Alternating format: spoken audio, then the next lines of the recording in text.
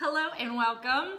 It is Thursday, October 12th, and as you can see, we are channeling our inner 1940s in the spirit of our IB Melchoir Auction this weekend. Very exciting, one of our best sales we've had to date.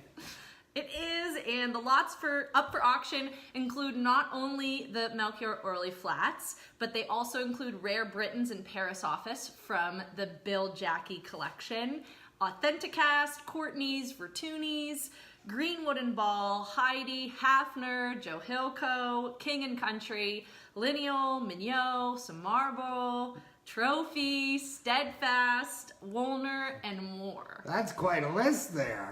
It is quite the list. We have quite the auctions, I should say, this weekend. And if you're looking for a specific manufacturer of soldier, you can search via keyword or manufacturer on liveauctioneers.com.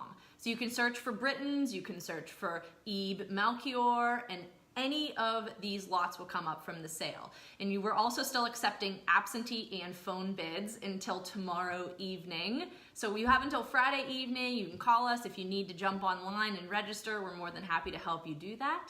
And this IB Melchoir collection is extremely unique. And he is the first human ever to grace the cover of an Old Toy Soldier auction catalog.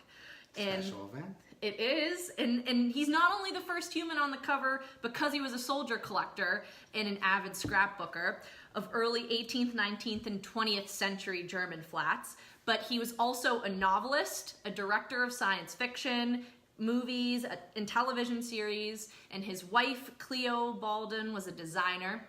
And all of the dioramas that you see in the catalog are actually designed by her. So we have deconstructed, do you have the catalog, Ray? Where is it? I think it's there. We have deconstructed some of the dioramas because of their condition, but there are lots in the sale that you can find under him.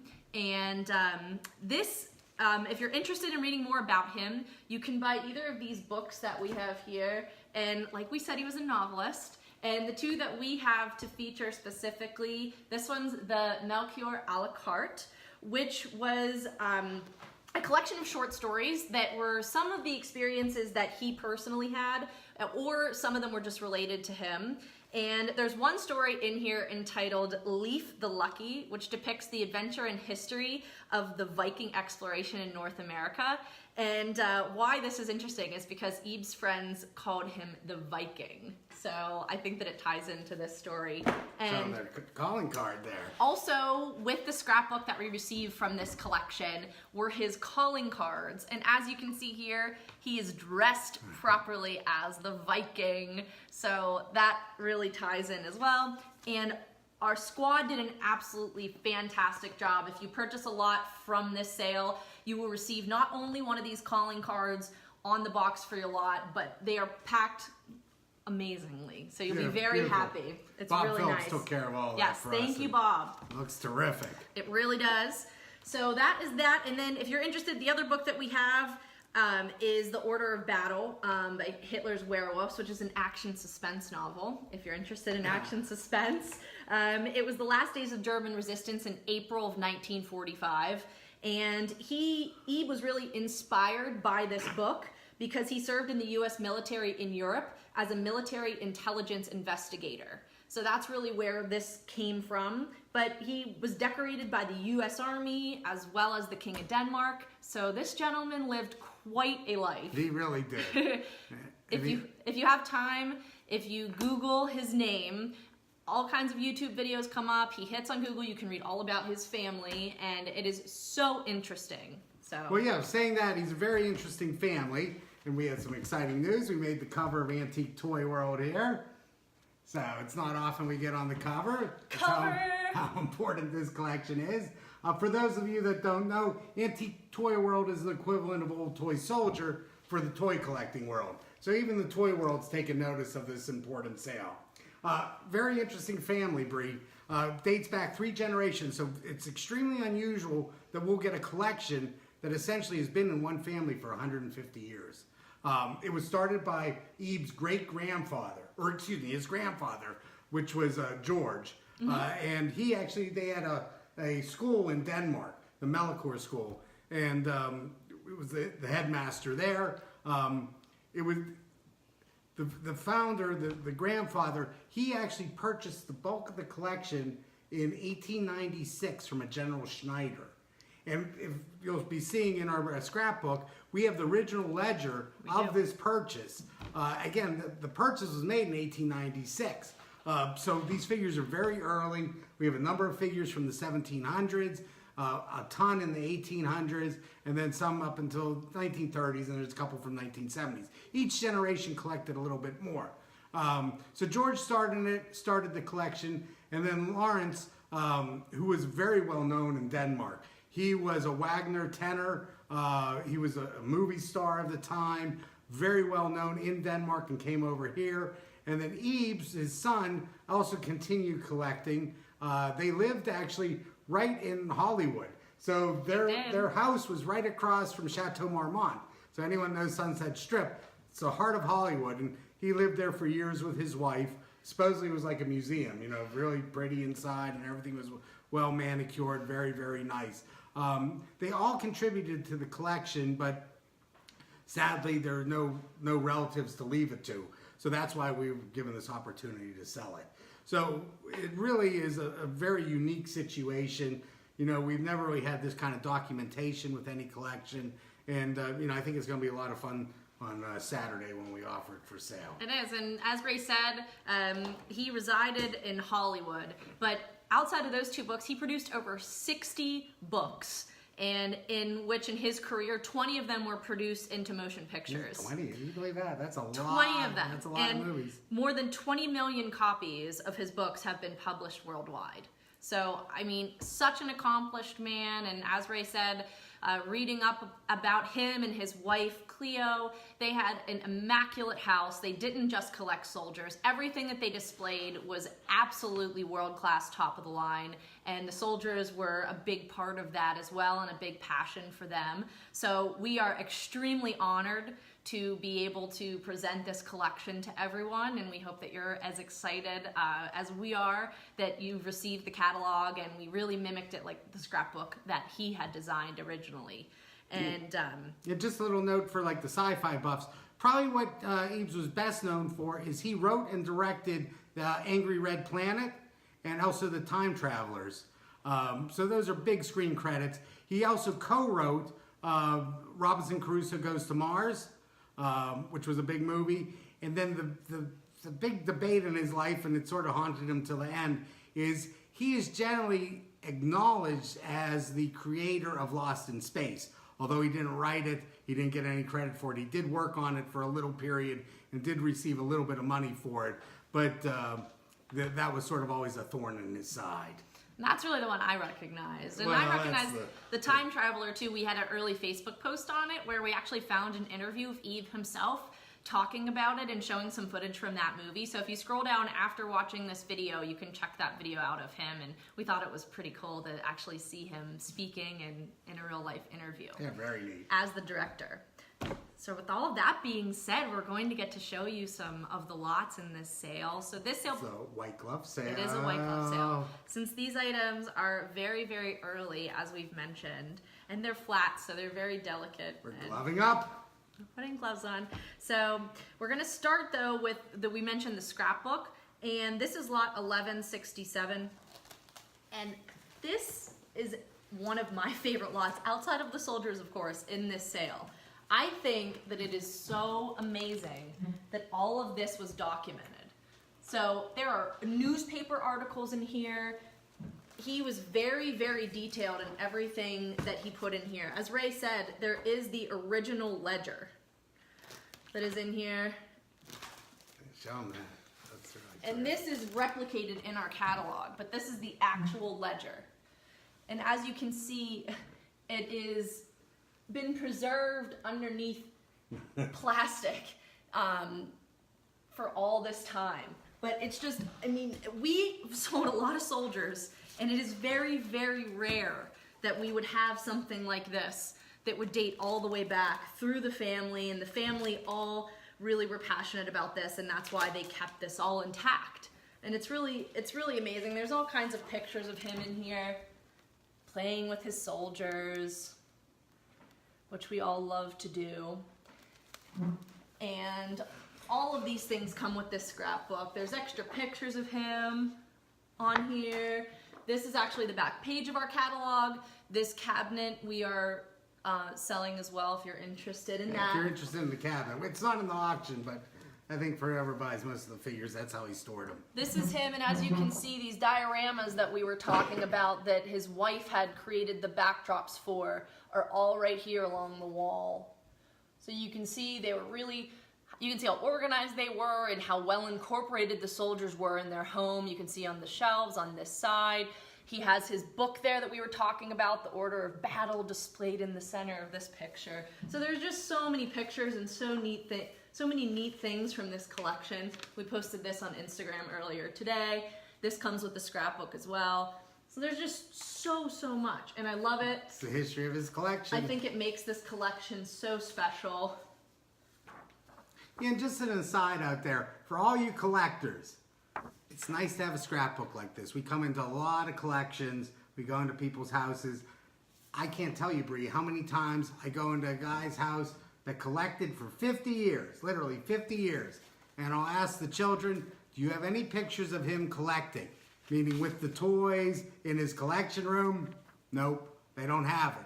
So any of you collectors, I always say, whenever you sort of come in from a nice night out, sort of dress respectably, you know. What are you trying to say, Ray? No, we are, but I just know from personal experience. It's like, I got pictures in my collection room. I'm wearing a t-shirt and shorts. But, you know, you really can't document your collection enough. It's just easy. Anything that's written up on it, you put in a scrapbook. Photos like that, it really can become beneficial when it's time to sell it, as in this case here. And they really went over the top here. I mean, he even put in this little blip over here, it has all of the news coverage that this collection was on. It has every channel, every station, the date. You can see right here that it aired on CBS Radio, November 22nd of 1966. I mean, this stuff, this type of research and information for different collections. It's invaluable, and it's rare. Really it's rare that we get it. It really is. It so is. I'm glad we have it here. So talking about early figures, you want to go to the very earliest? Let's do it. Ah, So that was lot 1167, the whole scrapbook we just showed you. look at that. This is lot 1062. These are Eric Loden figures. There are actually 19 pieces in this particular set. We're only showing 3, and they are certainly flats. As you can see, we turn them sideways, they'll pretty much disappear. Sorry, Ray. That's okay. As you can That's see, why they're called gone. flats. So they're very, very thin. These are the very first figures ever produced. And this is from one of the various earliest manufacturers. Eric Loden, 1789.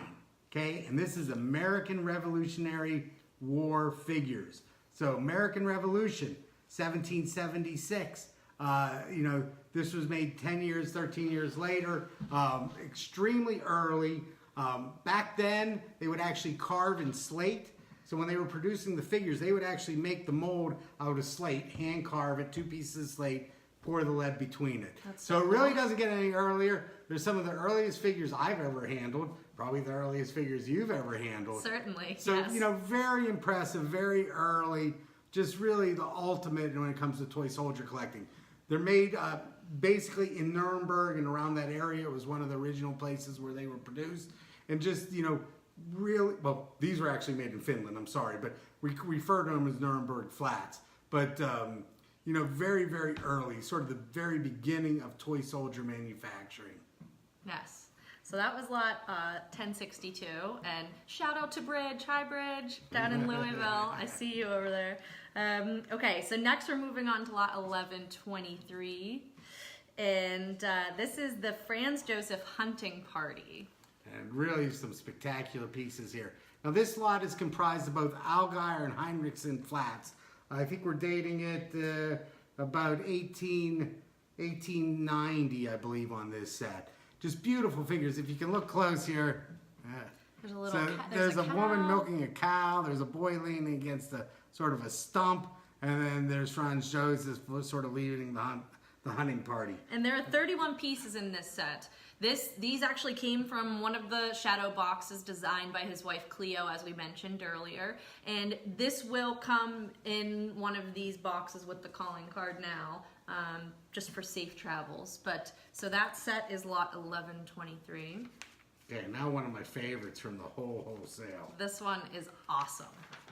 I love it. Okay. Okay.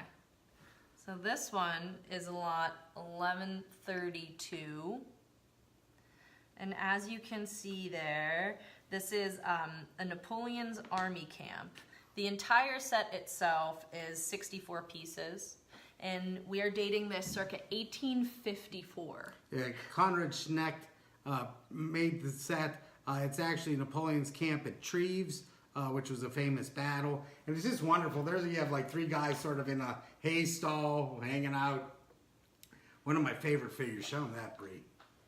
Look at this. Oh, Again, yes. This is from the 1850s, 1860s. Super early. This is really charming. So there's a gentleman there. Tapping a keg of bourbon. Tapping some bourbon, and there's a little dog on top of the barrel. So I think it's such a charming little piece. Isn't it nice? It Some really beer is. bottles. It wouldn't have been bourbon, but it would have been some sort of liquid libation. Something like that, right? But yeah, they like their drinking. So back then, here we have 2 little guys sitting on a keg drinking. Yes. And these are just really, really delicate pieces. That's why we had some of those others on the roller. These ones we couldn't fit on, but these are all flats, as we stated before. And yes, these guys just having a great time chilling on that keg. And then this is after they've had a couple drinks. It's a couple guys These are just some walking down the street. jolly guys. So Skipping again, down. with these early figures, you know, they were very graphic, sort of really depicted scenes that you might not really necessarily associate with the military, but you know, is what real military life was like. They spent a lot of time sitting around drinking and singing. I mean, it's just... And that's what they like to remember. You know, that's what they wanted. It wasn't so much about the battles, it was Yep.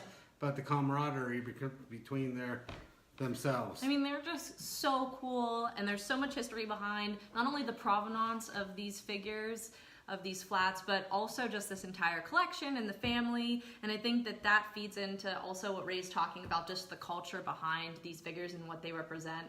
And I just think that they're so cool. I mean, it is absolutely insane to believe that these figures are from 1854. It just Yeah. blows my It mind was really early. that they made it this long and they've been preserved so well. So that lot that we just showed, the Conrad lot, again, was a lot 1132 if you're looking for that. And the last lot that we have from this collection is to show you today is lot 1165. That's right. This is a Zoll set. So here's the label. I just want to show you the label, Bree. Okay, but it's a beautiful label. This manufacturer only produced for a very short period of time. I believe about 1906 to about 1909. But did produce some very beautiful sets. This by far is the most popular of all of his sets. And this is actually from the Russo-Japanese War. So, And we look have at this, this Bree. Look at this. Now, this is what we collect for. amazing. So Yeah. this is 23 pieces in total. Tied in the box. Yes, tied in. Look at the detail on these boats. Beautiful, beautiful, beautiful set. So this is Battle of Port Arthur. Port Arthur was on a peninsula in China that basically controlled the Yellow Sea, especially as you approach Beijing. It was always a big Russian base. It was sort of rumored to be the most heavily defended base in the world at the time. Again, this is 1904, 1905. History repeats itself. Much in the way of Pearl Harbor, Japanese went on a sneak attack and basically out of nowhere attacked this port that the Russians held in the middle of the night. That battle actually there was no decisive winner, but the Japanese ended up winning the war. So just, again, how soldiers tie into history. Terrific set. I love it with all the naval pieces. It's great with the Japanese imperial flag and the Russian flags. I mean, just really a wonderful set. It is. So if you're more into the original boxed sets, and you're looking for something, early 1900s, this is definitely the set for you. I think that it would go wonderfully and it'd be a great addition to anyone's soldier collection. So that's what we have for the Melchoir sale. There's a lot more sets, a lot of interesting things. Go online, take a look. These are just a couple of the things that we just sort of picked out that we like to talk about. But it's going to be a terrific sale. 10 o'clock on Saturday. Yes. So jump on liveauctioneers.com. You can watch the sale live on Saturday there. We are also still, as we said, accepting phone and absentee bids for that sale until tomorrow evening at 7. So. All right. So we're going to move on to our 12 o'clock sale. Okay, this is the Bill Jackie sale. And it's really terrific. And we're going to bring some color to this. Look at that vibrant color. All right, everyone.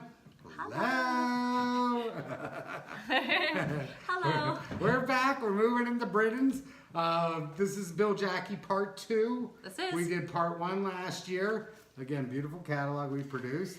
We do, and the Bill Jackie collection was the most impressive collection of Britons in the entire world. If you followed Part 1, like Ray said, this is Part 2 of the sale, and we still have 1 to 2 additional parts that will come in following years. Probably 2 would be my guess. 1 more great one, and then probably a 3rd one too.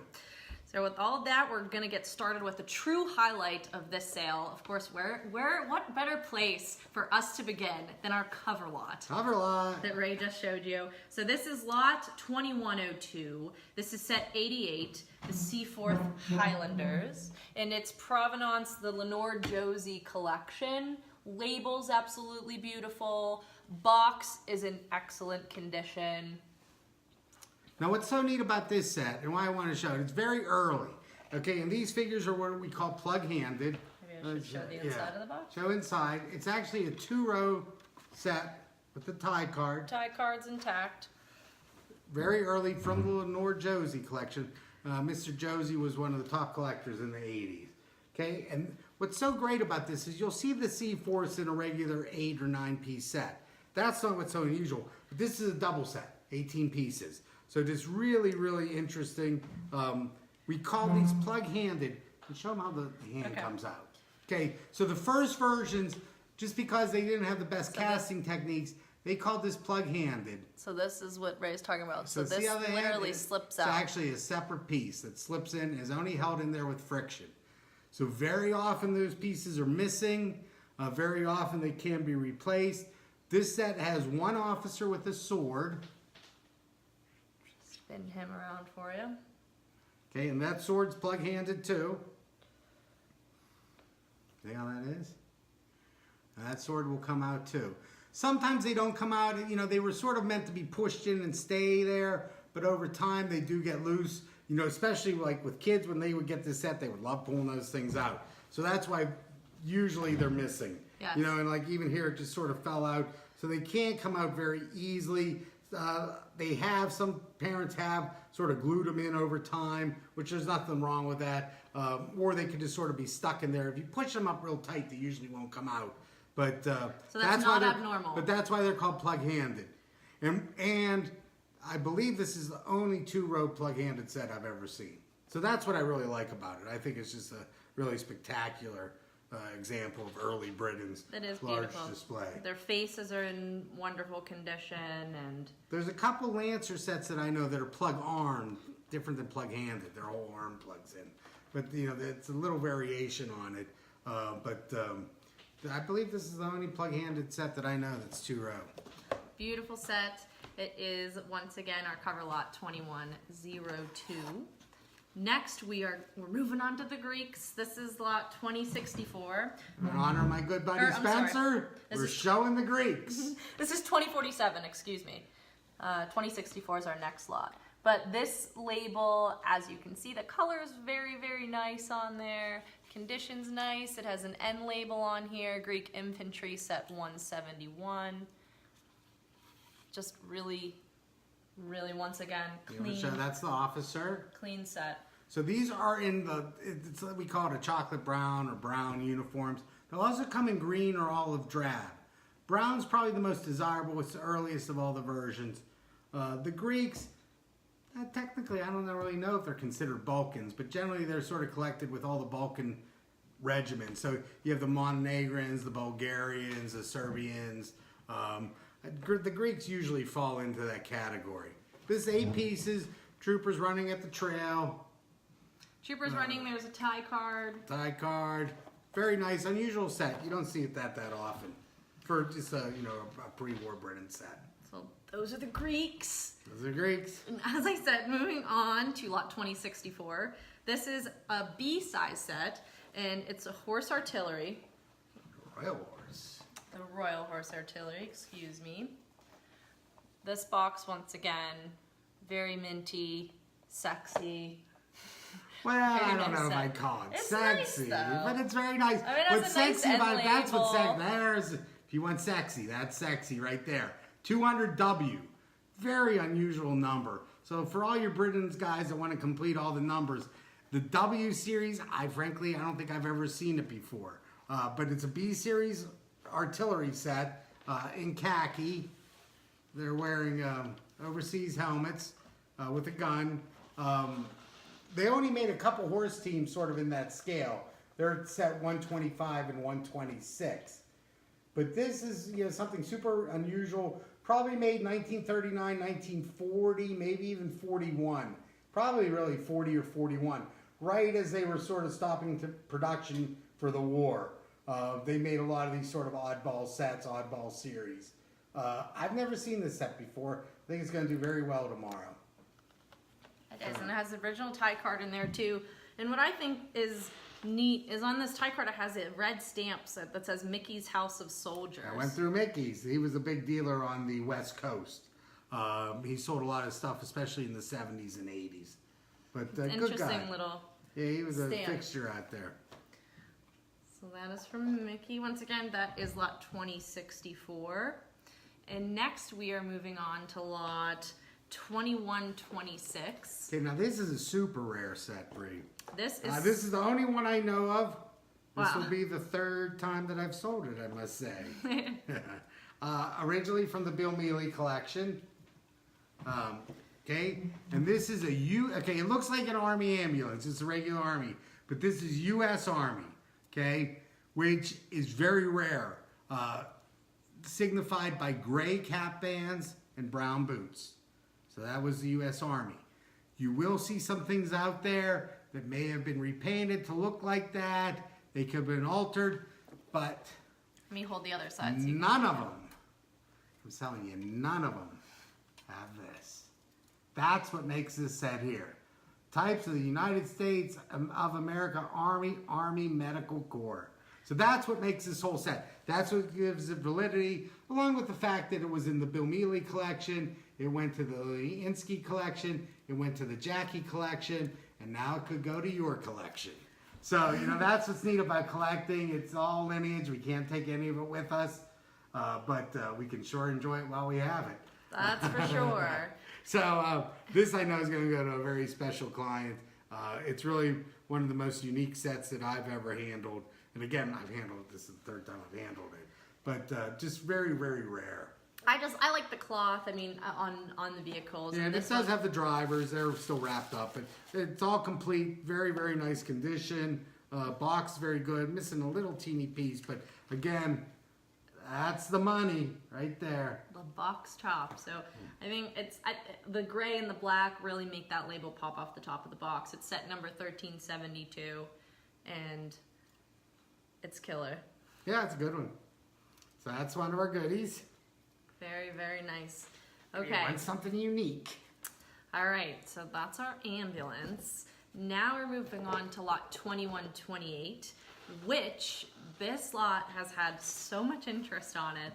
It is a Paris office figure with binoculars and a steel Poilu helmet. Yeah. The Paris office figures with binoculars, Bree. They're going nuts. I don't know. Everyone likes them. I mean, they're beautiful, super rare figures.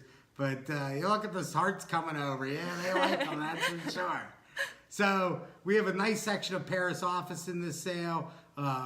Maybe 30 lots of it. This is just one of the highlights of many. But, very popular. I think we're tapped out on phones on these. It's sort of we're to the max on these little guys. Gonna be holding a phone. I'm gonna be holding a phone. So all hands on deck on these Paris office individual figures, and it's just.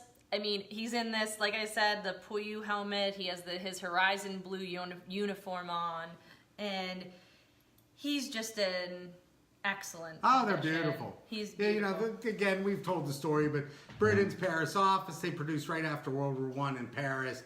The figures are marked Deposé on the bottom, but it's more the paint style, and they made some unique figures. So this is one of them. We have, I think, maybe 10 or 12 individual figures, maybe 4 or 5 with binoculars. And his face is very, very nice. You can see the little blushing on his cheeks, so all of that is still intact, his eyebrows and his mustache, so. Excellent. Very good. Lot 2082. And the next one we have is 2211. This is a big one. It is... Oh, wait, we missed this one here. We did? Yeah, we missed one. We missed the Beaufighter. Oh, I skipped one. Yeah. Sorry, I skipped one. Okay, this is lot, excuse that. We'll go back to that lot. We're going to jump back to lot 2128. This is the Britain's Beaufighter. You might have seen this as featured on the cover of Old Toy Soldier magazine. And another unique piece. That's why I really wanted to show it. Never seen before. This actually turned up at the toy show in England about 8 months ago. They consigned it to us. We've seen the prototype. So the prototype was in the Bill Mealy collection. It was made of bronze. This plane is actually made out of lead. It has sort of a plexiglass or like a plastics type little of propellers, which we've never seen on it before. It's absolutely mint condition.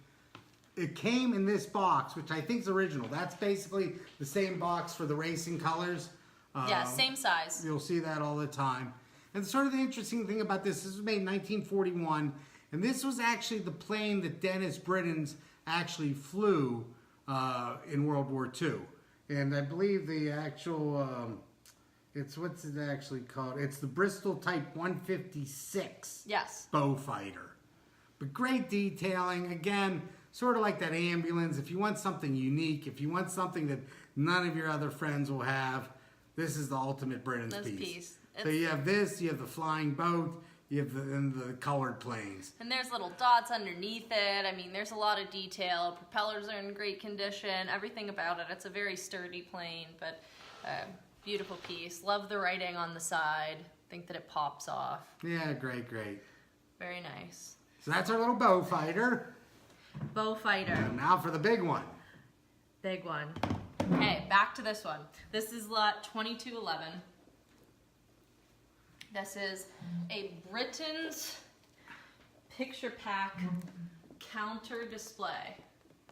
Okay, so this, when you went into your favorite toy store back in the 1950s, there's a good possibility that they would have this on the counter, showing the figures that they had for sale. They had a price key on the back that would basically tell you how much each figure was. And this sort of lists all the individual figures. These were generally made in the late 50s, and this was the time where Britons was sort of having a hard time competing because their figures were expensive. They were competing against plastic figures. So the picture pack range, which this represents, or this is 1/3 of the picture pack range that it represents, that was Britons saying, okay, we're still going to produce a good figure, but we'll just sell them individually instead of in a set of 5 or 8. Which they did for as long as they could, and they still do, but it was very difficult to compete with getting a whole bag full of plastic figures for 50 cents. Right.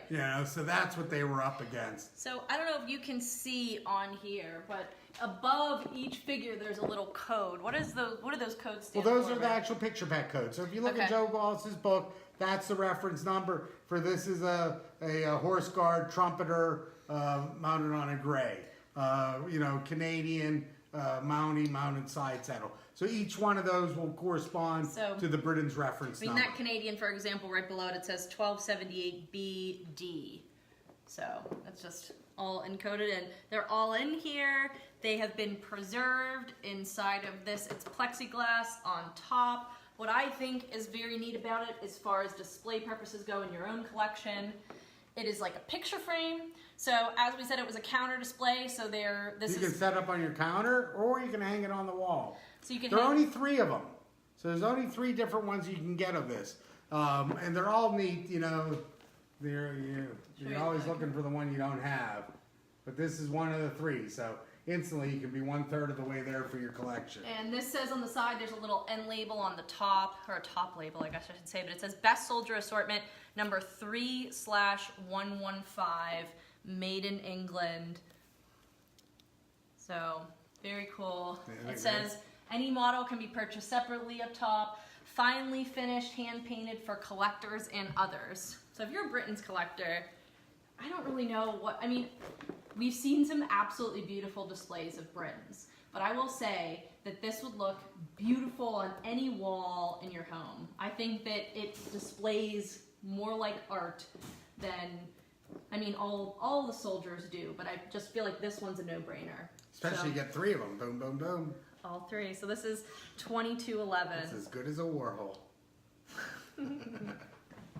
So that's our Britain's scale model picture pack. So that was just the tip of the iceberg. I mean, we could talk for hours.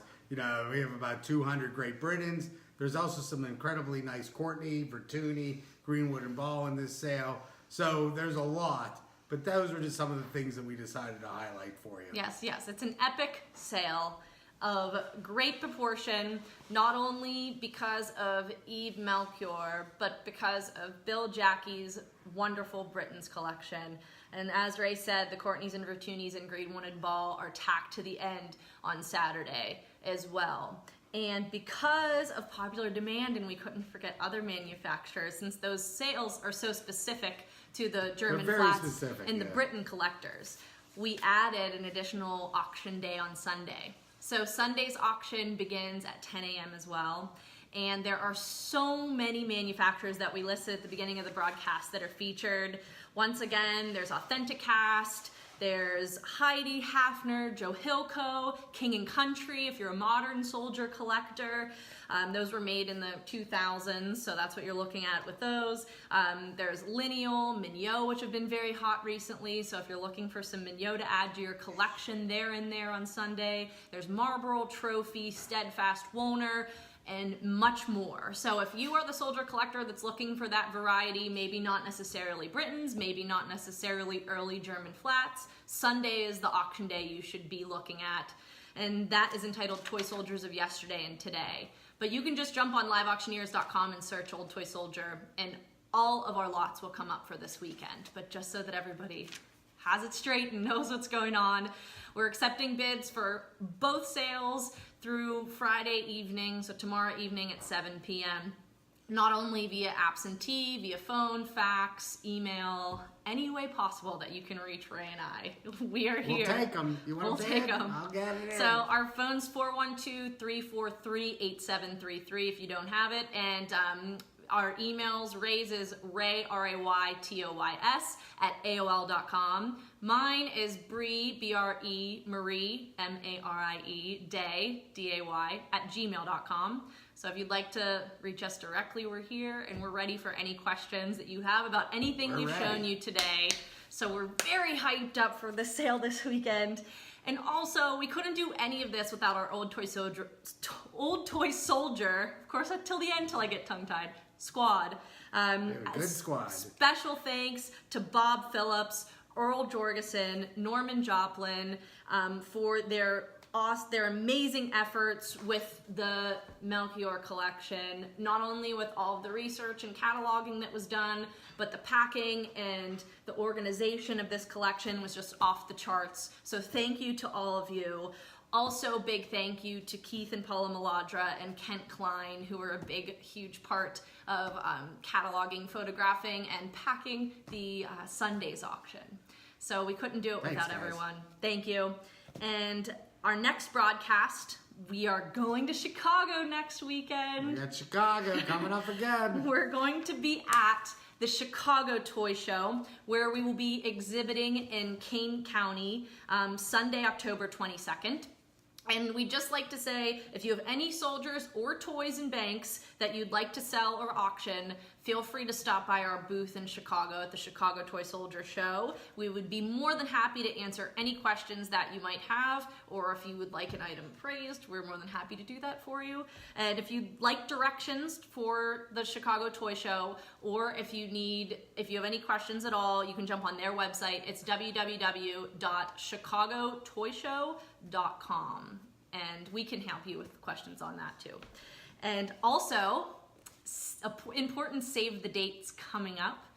We have our next Cyber Toy auction is going to be scheduled for Friday, November 10th at 10 a.m. and there'll be toys and banks in that sale. So if you're a toy and bank collector, save the date for November 10th for Cyber Toy auctions. It looks like it's a very good one. It is, and that will be up within the next coming weeks on liveauctioneers.com. Just search for Cyber Toy auctions. And our next Old Toy Soldier auction is going to be a 3-day event, and it's December 1st, 2nd, and 3rd. So mark your calendars. Just 3 days? Yeah, just a couple days, you right? Want to do 4 or 5, Felix? Just a couple days. We're going to stick with 3. All right, so 3 days, soldiers, December 1st, 2nd, and 3rd. And so save those dates. That auction will be also on Live Auctioneers within the coming weeks. So can't wait to see all that coming together. But with that being said, thank you so much for watching. Thanks, everyone. We appreciate everyone, and happy bidding. Hope you enjoyed. Bye. Bye now.